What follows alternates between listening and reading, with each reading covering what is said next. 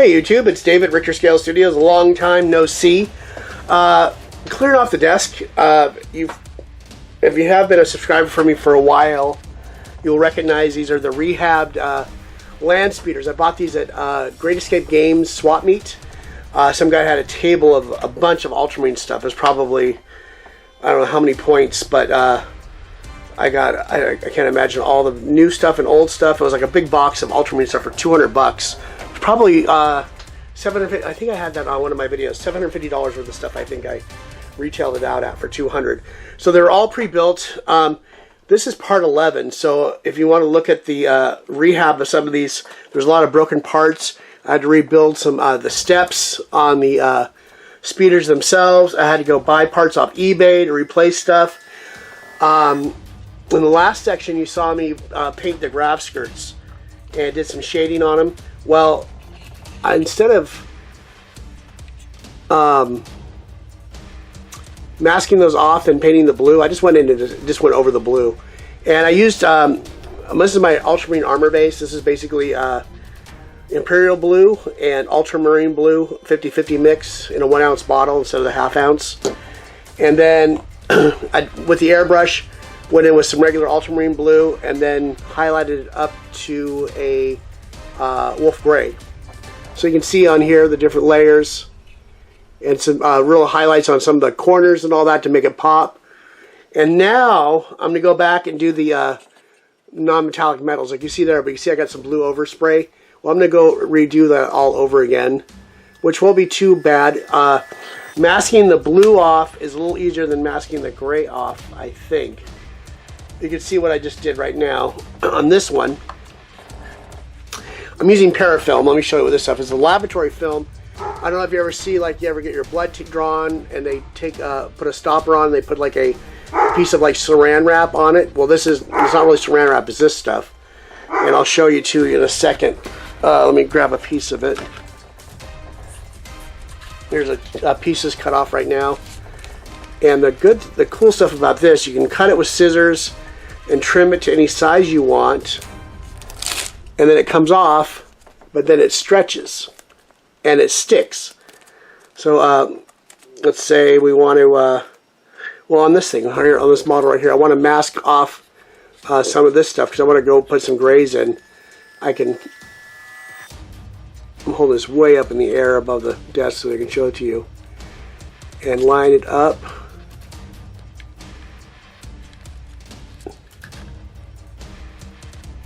Oh, almost lined it up.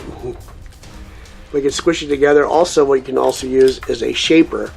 I got these gray shapers. These are kind of the harder ones. And you press it into the model, and it holds. I'd still not really trust it going straight at it with air. Well, it don't matter when you're using any kind of stencils. When you go after when you spray, you know, the air pressure is going to try to lift things. So this way I can go and angle the airbrush this way into it. So it's going against it, not trying to go underneath the stencil itself. And I can get those vents. I don't know if I'm going to do that or not. I'm for sure going back here behind the seats of the Ultramarines. These are already built. So I can't rip the soldiers out or the Ultramarines out and repaint back there. So I'm going to try to get in there with a medium gray, then highlight with a brush. And get that, we can see that detail back there. There's seats and some lights and controls, switches and stuff. But this parafilm is a really nice masking material to work with. As you can see, it's stuck on there and it comes off. It doesn't pull paint off or anything like that. So that is this little video right now. I'm going to mask these off. Obviously, you'll see what it looks like. Then we'll come back and we'll start retouching the graph skirts again. And I think I'm going to go a little more medium gray to a light gray on the tops of these, and then go from a dark gray, medium gray to a lighter, not as light as on top, on the bottom, because this is the way that these things shine down and make it a little more interesting looking. Still looks cool the way it is. And you can see how we got the highlights on that. And then we're going to eventually throw some wash on there, and there's going to be some dust effects. And looking kind of cool. I mean, for I don't know what I paid for these all together out of the whole thing, maybe 20 bucks for all 5 of them with all the other stuff I got.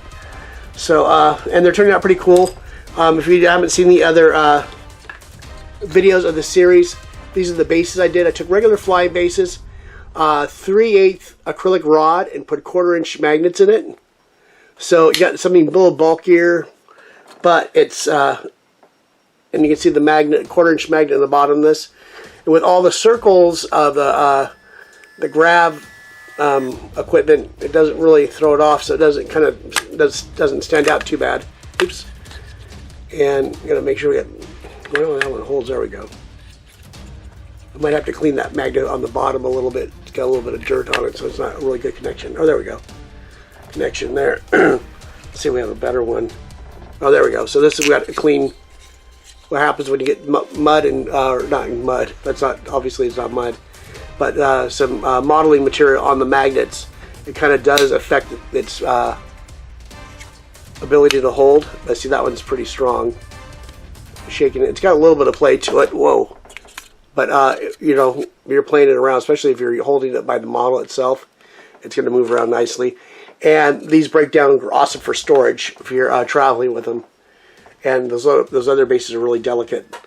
And these you can kind of also change the angles on the magnet yourself if you want to make it more dynamic for a diorama or something like that.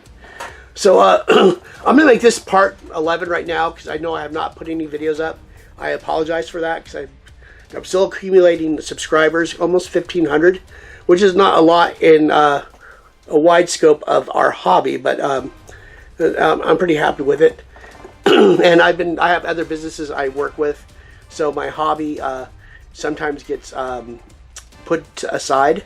So we're back at it again, and hopefully have some exciting things in the future. We'll get all these weapons we're gonna do some non-metallic effects on, and I don't know how to need to buy anymore. I know there's enough assault cannons for everyone. There's 2 flamers, and then there's enough heavy bolters for everyone, and then we got 4 multi-meltas, enough to give some weapon choices. Everything's magnetic. Let's see if I can show you on that. I'll grab one of these models. I'll put another, oh no, this is a metal plate I put in the front. Right there. A little bit of sheet metal. And that just holds on beautifully. And actually you can turn it a little bit, but it sits nicely going straight ahead. And put on the base. Got plenty of clearance. So these are going to turn out nicely. I like how the base, I made them orange-brown. As you know, if you look at your color wheel, orange is the opposite side of blue. So you got some nice contrast. And look at my desert board that I have permanently set up in my studio. Way over there. It's kind of got the same orange-brown kind of Moab, southwestern desert look to it. So thank you for joining me, and as usual, you know, I come and go sometimes. I'll go away for a couple months and come and put out like 20 or 30 videos. But hopefully I'll be a little more involved in this again. And I will see you in the next video, and that'll be part 12.